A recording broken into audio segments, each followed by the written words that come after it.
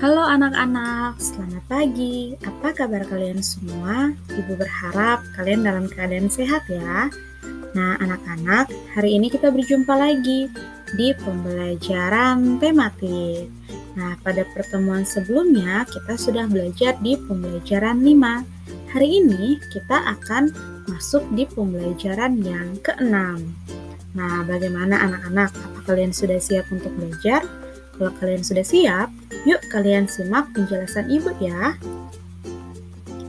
Nah, coba kalian perhatikan gambar yang ada di layar HP kalian masing-masing. Di sini ada dua anak yang sedang berbincang. Nah, mereka sedang berbincang apa ya? Oke, kalian bisa lihat di gambar yang sebelah kiri. Di sini anak ini bertanya, pernahkah kakimu keseleo karena terjatuh? Lalu temannya menjawab, pernah. Waktu terjatuh karena bermain bola. Nah, pergelangan kakiku keseleo dan rasanya sakit sekali. Nah, pasti kalian pernah kan merasakan apa yang dirasakan oleh anak ini kalau saat bermain. Entah itu bermain bola, ataupun berlari, ataupun melompat, sering kaki kita keseleo dan pasti rasanya sakit sekali. Nah, kalau begitu di bagian mana ya kaki kita sering keseleo? Nah, silahkan kalian perhatikan lagi gambar yang ada di layar HP kalian masing-masing. Nah, di gambar yang sebelah kiri itu adalah bagian kaki yang sering keseleo. Saat kita bermain bola, saat kita berlari, ataupun saat kita berlompat, dan lain-lain. Nah, biasanya kalau kaki kita keseleo itu akan mengakibatkan kaki kita bengkak. Nah, selain bengkak akan berwarna merah. Nah, merah-merahnya itu merah mengerikan dan rasanya itu sakit sekali. Dan akan membuat kita tuh kesusahan saat berjalan. Nah, kalian juga harus tahu, keseleo merupakan gangguan atau cedera yang terjadi pada otot. Jadi keseleo ini dia terjadinya pada otot di bagian pergelangan kaki. Nah, kenapa sih bisa terjadi keseleo? Nah, keseleo biasanya terjadi karena adanya gerakan dadakan, kurang kesiapan otot, dan juga karena adanya paksaan gerakan pada otot. Nah, jadi saat kita bermain, otot kita kurang siap. Akhirnya berlari kita sambil berlari, kita keseleo. Jadi kaki kita bengkak atau terasa sakit di pergelangan kaki. Begitu juga dengan kalau kita terlalu memaksakan beraktivitas, berarti kaki kita bahkan keseleo dan akan bengkak dan terasa sakit. Nah, dari penjelasan ini, ternyata otot kita itu memiliki macam-macam gerakan. Nah, apa kalian sudah tahu? Kalau kalian belum tahu, simak lagi ya penjelasan ibu berikutnya. Nah, ini ada macam-macam dari gerakan otot kita. Yang pertama itu gerak meluruskan dan membengkokkan. Nah, gerak meluruskan dan membengkokkan ini biasanya sering terjadi saat kita meluruskan lutut atau meluruskan siku dan ruas jari-jari tangan kita. Nah, itu bisa kalian lihat di gambar yang ada di sebelah kanan. Di gambar paling pertama di paling bagian atas.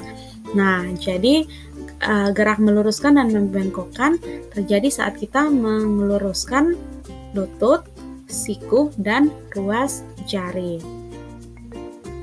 Nah, kalau membengkokkan itu saat kita membengkokkan siku, ruas jari, dan lutut. Jadi meluruskan dan membengkokkan ini sering terjadi di lutut, siku, dan ruas jari. Nah, untuk gerakan yang kedua itu gerakan menurunkan atau menekan ke bawah. Nah, contoh ini biasanya terjadi di kita mengentakkan kaki, menekan benda menggunakan tangan. Nah, itu kalian bisa lihat di gambar yang kedua. Nah, Gerakan yang ketiga itu gerakan menaikkan.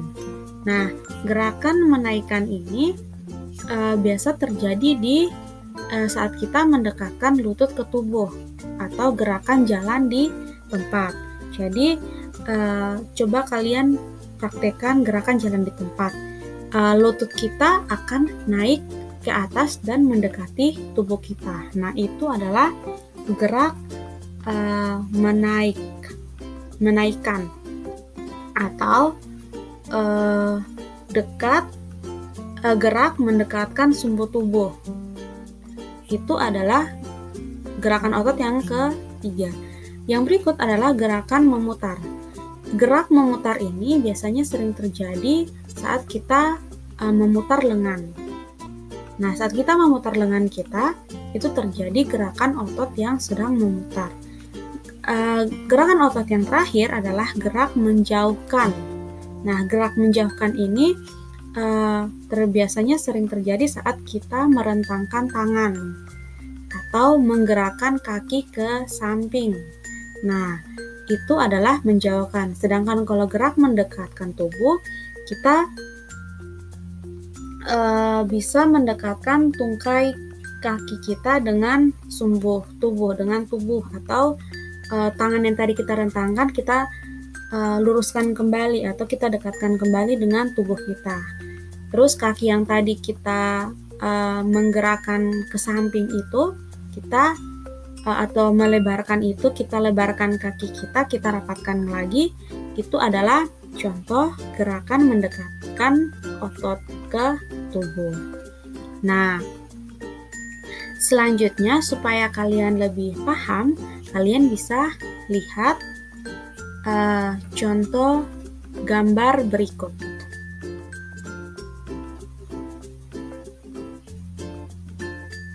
Nah, ini adalah contoh dari keenam gerakan yang sudah Ibu jelaskan tadi. Gambar yang pertama yang di atas bagian kiri itu adalah gerakan membengkokkan. Nah, gerakan membengkokkan ini membengkokkan siku dan membengkokkan lutut, bisa juga jari tangan. Terus gambar yang kedua itu gerak meluruskan. Gerak meluruskan ini kita bisa meluruskan lutut, siku maupun ruas jari kita. Gerak yang berikut adalah gerak mendekatkan sumbu tubuh atau gerak menaikkan. Nah, gerak ini contohnya saat kita jalan di tempat atau kita menaikkan lutut kita seperti gambar yang ada di layar HP kalian.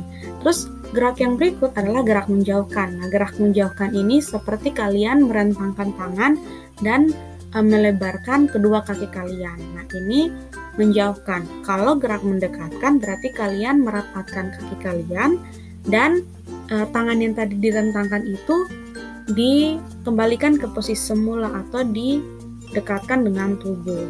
Sedangkan gerakan yang berikut itu gerak memutar lengan. Gerak memutar lengan ini bisa kalian praktekkan saat kalian bermain tali skipping. Itu gerak memutar lengan. Gerak menekan ke bawah itu berarti kalian sedang mendorong sesuatu, mendorong barang. Nah, itu contoh dari menekan ke bawah.